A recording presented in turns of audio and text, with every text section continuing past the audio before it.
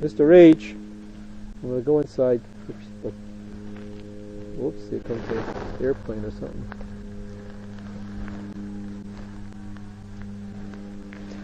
I'm going to go inside, okay. Daydream. Forget about the two sides. Go into the void. You hear that crappy noise. That airplane or whatever it is going by.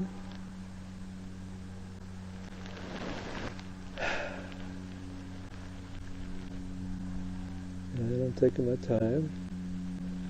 Gestalt therapy is a commitment to boredom. That's one of the things that Fritz Perls said. So if you're bored, you can leave.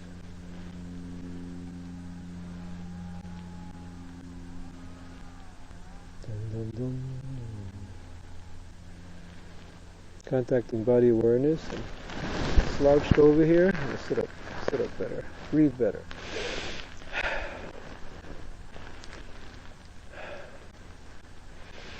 There's a smoky smell in the air, like somebody's burning bushes or something.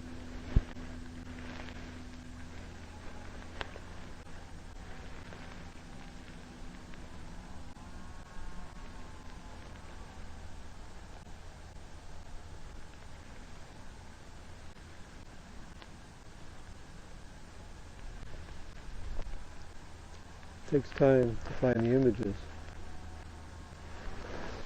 Fly is bothering me. I'm scratching a fly.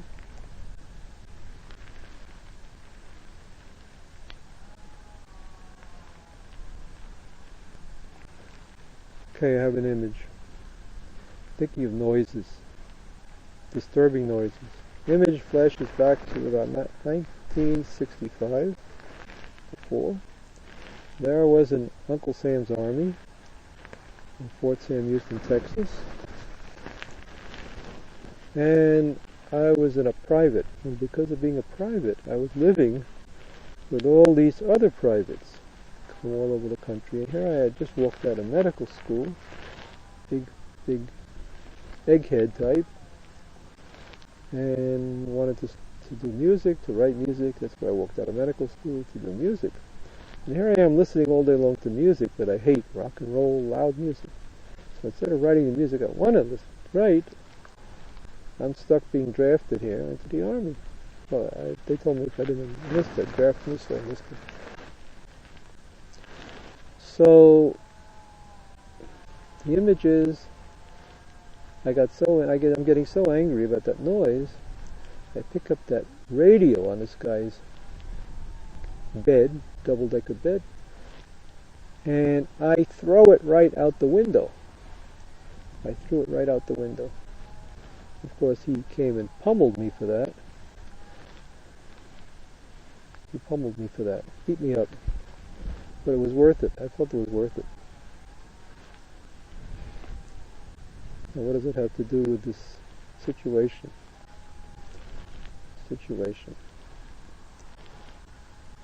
Some things are worth it. That's it, you know. Person gets to a point, sometimes, I get to a point sometimes, maybe you do, where you're willing to pay the price. In this case, I so much wanted to come back to the Aretz, to Israel, to try to do my work, because 9 years I was in the United States and I couldn't find a way to connect to things. Couldn't figure it could. I tried going to New York, peddling my shows, negative. Tried peddling my shows in Miami area, negative. And then I got some video equipment and started playing around learning how to do that. So then I felt, now I'm feeling if I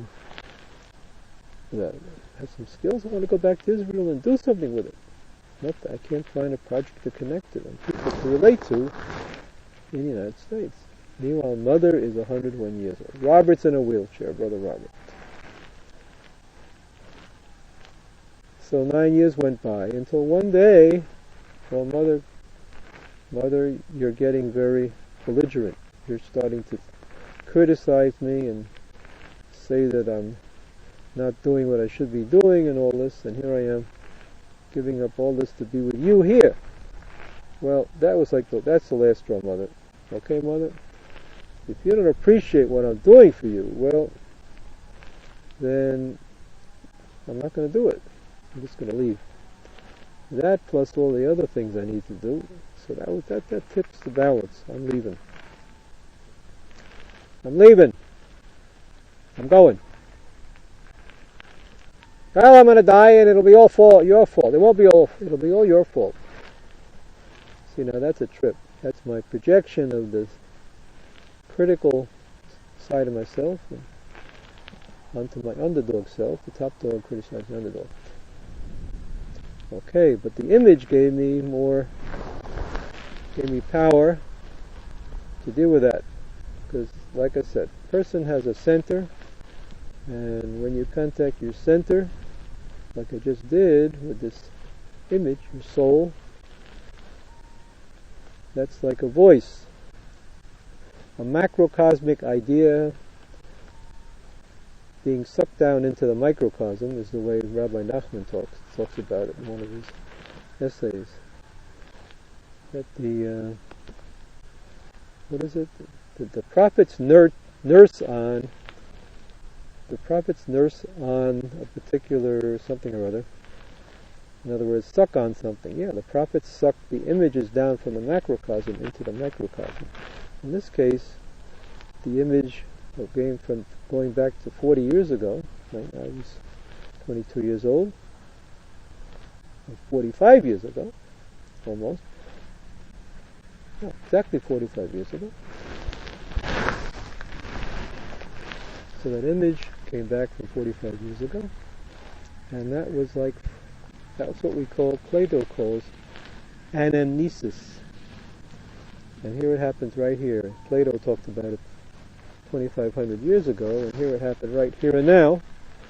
What is anamnesis? An means not. Amnesis means not to. Amnesis is forgetting, to forget. So not to forget. In other words, a kind of active remembering. Now what are you remembering? I had a conflict. Two sides stuck. So the basic ideas of this dialectical process we're doing here of thesis, antithesis, synthesis, the basic idea is a thesis, the one side. The antithesis, the other side, and the synthesis is the integration of the two of them in a higher idea. Now in this case, so anamnesis means going back, remembering the most basic ideas. So we're doing a process like this, the most basic idea, one of them is the thesis, and another one is the antithesis, and the other one is the synthesis, because that dialectic is the work, what we call the logos, the word of God. Plato called it the demiurge. It's the work of God being done in this world. In Likutei Moharan number 7, he talks about an angel. He calls it Eglah. Eglah. An angel that somehow encompasses the two voids, the two tehom, two abysses. That's the macrocosm and the microcosm. And an angel is a force that does the work of God in this world. So that's the dialectic here. The dialectic is a process that encompasses the higher ideas, the macrocosmic ideas, and the microcosmic ideas of this world. The Platonic ideas, the ones that we need to do a process like this to remember, and the regular ideas. Okay, so in Judaism, you find it all over every major Jewish philosopher. Major ideas: Abraham, Yitzchak, and Yaakov. It's all over, especially Likutei Moharan, you see it there. Yaakov is the synthesis. Abraham is the thesis. Yaakov, Yitzchak is the antithesis. And Yaakov is the synthesis. In what sense? So we started off with awareness. Here I'm aware of this, I'm aware of that. Then the opposite of that is two things you're aware of, then in conflict. So that's Yitzchak. And the higher integration, the action that allows you to integrate those two and move on in your life, that's symbolized by Yaakov. So we have the right pillar of the Sefirot, Chochmah, Chesed, that column is the Abraham one. The left pillar, Bina, Gevurah, that's the Yitzchak side.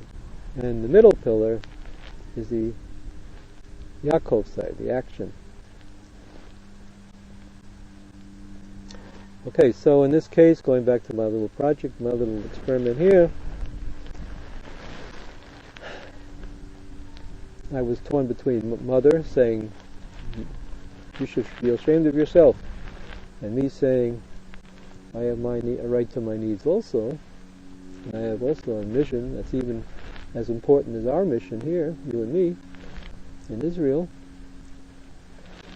So, by going into the void, doing anamnesis, surrendering to Abraham, Yitzchak, and Yaakov, the dialectic, the angel Eglah. Why do we call it an Eglah, by the way?